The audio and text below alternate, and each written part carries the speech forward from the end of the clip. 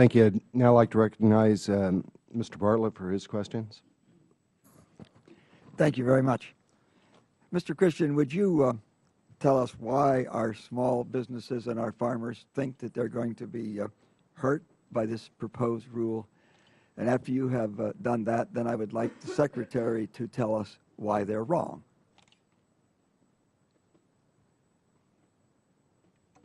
Well, Congressman, I think, to look at the response that we've gotten to the proposed rule, the 61,000 comments, will give you an idea of how people feel about the rule and how they feel. But how do they think it's going to hurt them? What do they think it's going to do to them?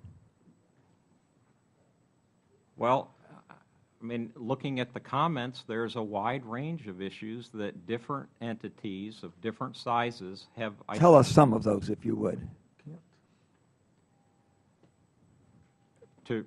Would you like me to reiterate what some of the comments have indicated? Yeah, I'm sure you can categorize them, and just a few of the We've received the biggest plurality of hits. Well, in the rulemaking process, the number of comments aren't necessarily as relevant as the substantive nature of the comment, and so, I mean, in terms of numbers, we received a lot of postcards. We received a lot of emails. I mean, we received probably... Of the substantive comments, why do they think this rule is going to hurt them? What will it do to them? Well, in terms of costs, we've identified in the cost-benefit analysis adjustment costs.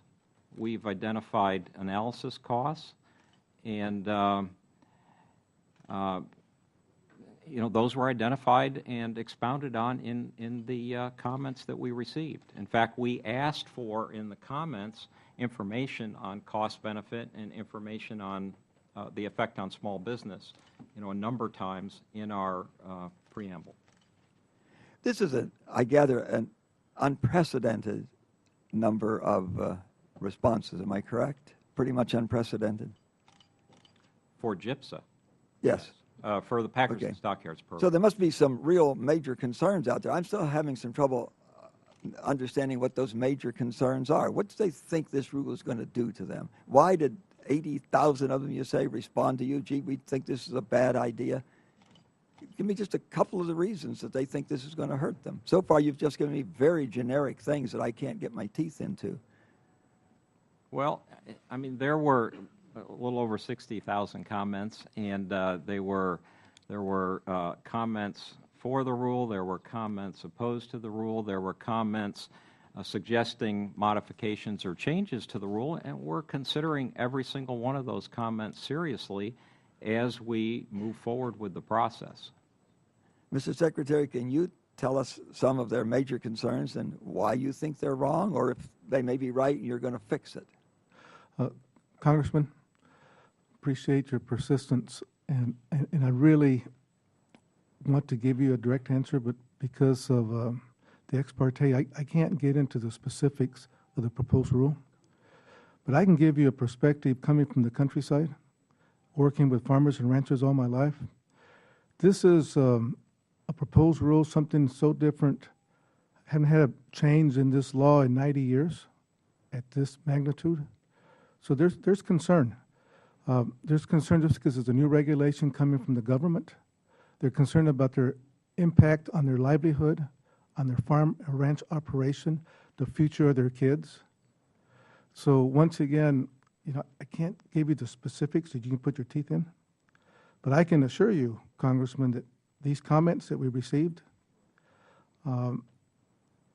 their concerns are expressed in those comments, and we're taking those comments very serious. Oh, thank you. I'm still having trouble understanding what their major concerns with there must have been enough specifics in your announcement of this proposed rule that it really stirred them up, and I'm having trouble understanding what those specifics were, that they became so agitated. You got, what, more than 50,000 responses? Congressman, I wouldn't say they became agitated, because I can tell you this. The comments, and I want to make sure that the committee, Mr. Chairman, the committee knows that I did take time to read some of these comments.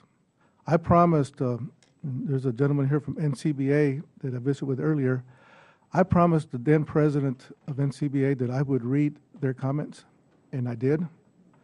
And very thorough, very comprehensive, and it's pretty tough reading, okay? And I also read some comments from some of the other groups that came in, and it's tough reading. But they're not agitated. It's just something that's so different, so new, and they want to make sure that they understand what's being proposed.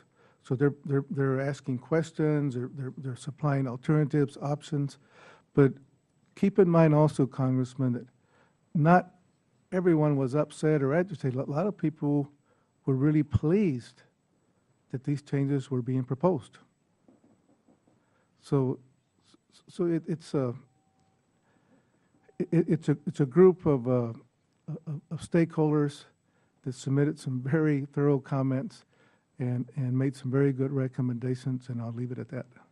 Thank you, Mr. Chairman.